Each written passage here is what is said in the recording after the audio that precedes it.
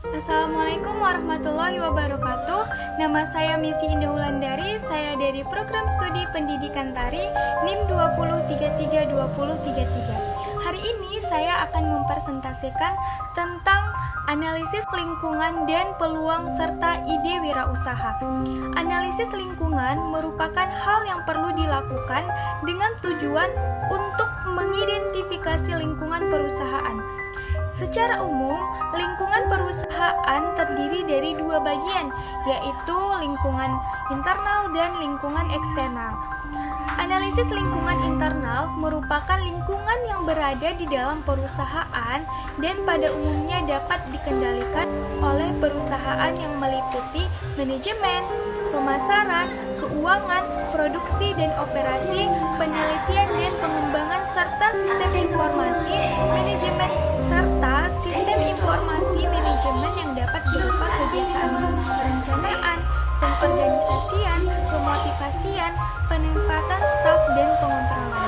Dalam tahap proses manajemen strategi, perencanaan termasuk dalam perumusan perencanaan atau planning terdiri atas semua aktivitas manajerial yang terkait dengan persiapan di masa depan.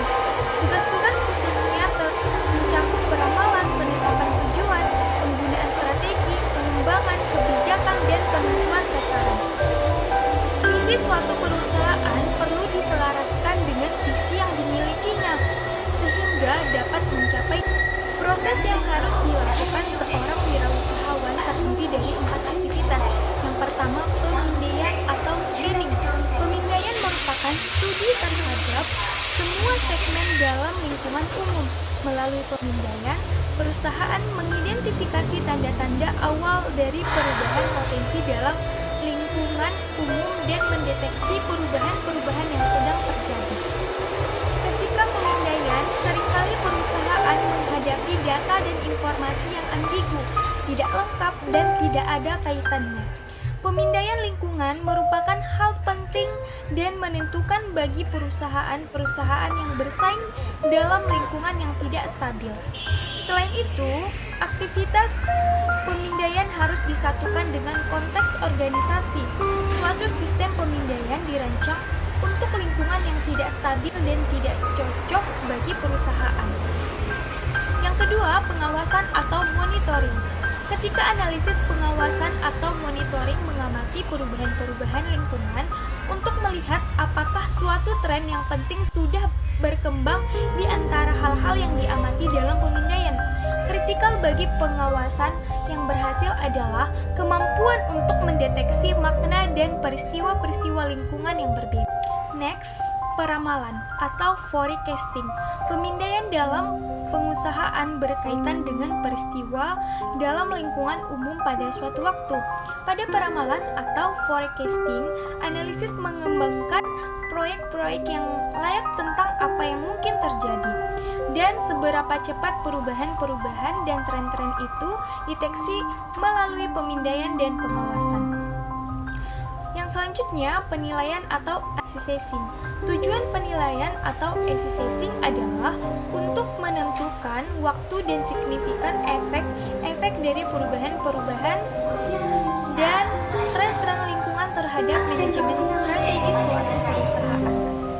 Melalui pemindaian, pengawasan dan peramalan seorang analisis dapat memahami lingkungan umum selangkah lebih maju. Tujuan penilaian adalah untuk perusahaan. Melalui pemindaian, pengawasan dan peramalan seorang analisis dapat memahami lingkungan umum selangkah lebih maju. Tujuan penilaian adalah untuk menspesifikasi implikasi pemahaman tersebut pada organisasi. Tanpa penilaian, perusahaan dibiarkan dengan data-data yang baik, tapi tidak diketahui relevansi kompetitifnya. Tujuan pengorganisasian ini adalah untuk mencapai usaha terkoordinasi dengan mendefinisikan hubungan pekerjaan dan otoritas. Fungsi pengorganisasian dalam manajemen dibedakan dalam 3 aktivitas, yaitu pemecah tugas dalam pekerjaan atau spesialisasi pekerjaan, mengkombinasi pekerjaan untuk membentuk departemen atau departementasi, dan mendefinisikan otoritas. fungsi kelompok kerja, modifikasi perilaku, delegasi otoritas, pengayaan pekerjaan, kepuasan kerja, pemenuhan kebutuhan, perubahan organisasional, semangat kerja karyawan, dan semangat kerja manajerial. Dalam tahap proses manajemen strategis pemotivasian, termasuk ke dalam penerapan strategi, pemilik usaha memiliki motivasi yang tinggi untuk mengembangkan usahanya. Dalam merumuskan strategi, maka terlebih dahulu harus melakukan analisis lingkungan dengan maksud untuk menyesuaikan dengan keunggulan dan kelemahan yang dimiliki perusahaan.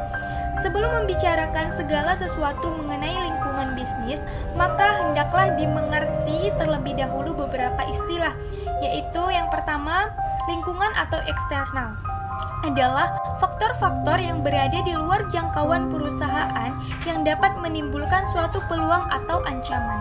Yang kedua, analisis, penelusuran peluang atau ancaman sampai ke pangkalnya. Yang ketiga, analisis lingkungan bisnis adalah suatu proses yang digunakan perencana-perencana strategi untuk memantau lingkungan bisnis dalam menentukan peluang atau ancaman. Dan alasan-alasan lingkungan bisnis perlu dianalisis adalah yang pertama, agar pembuat strategi dapat mengantisipasi setiap kesempatan dan membantu mengembangkan sistem pemecahan sedini mungkin terhadap faktor-faktor lingkungan yang dianggap mengancam tujuan perusahaan. Yang kedua, untuk dapat pengefektifan proses manajemen strategi karena dengan melakukan analisis lingkungan yang akan diperoleh lebih efektif. Ketiga, untuk membantu manajer dalam meramalkan dampak lingkungan bisnis terhadap perkembangan perusahaan, terkumpulnya berbagai informasi dan lingkungan yang memudahkan untuk membuat perencanaan dalam jangka panjang. Cara analisis lingkungan bisnis itu yang dilakukan adalah satu, menganalisis hubungan antara strategi perusahaan dan tanggapan terhadap lingkungan yang dapat dipakai sebagai landasan untuk membandingkan strategi yang sedang berjalan dengan strategi yang potensial yang akan datang. Yang kedua, menganalisis kecenderungan faktor dan masalah utama yang diperkirakan mempunyai dampak penting terhadap perumusan strategi. Yang ketiga, yang potensial yang akan datang.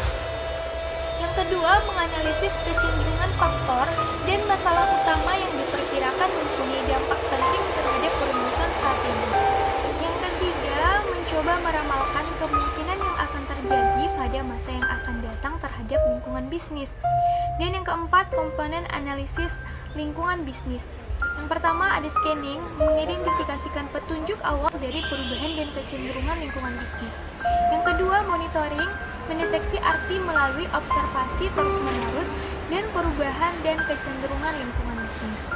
Yang ketiga, forecasting, mengembangkan proyeksi atas hasil yang diantisipasi berdasarkan perubahan dan kecenderungan yang dimonitor. Yang keempat, assessing, menentukan waktu dan pentingnya perubahan dan kecenderungan lingkungan bisnis untuk strategi perusahaan dan manajemen. Faktor lingkungan bisnis, yang pertama lingkungan mikro, lingkungan industri. Lingkungan mikro adalah para pelaku yang secara langsung berkaitan dengan lingkungan yang mempengaruhi perusahaan. Yang selanjutnya itu lingkungan makro atau lingkungan umum.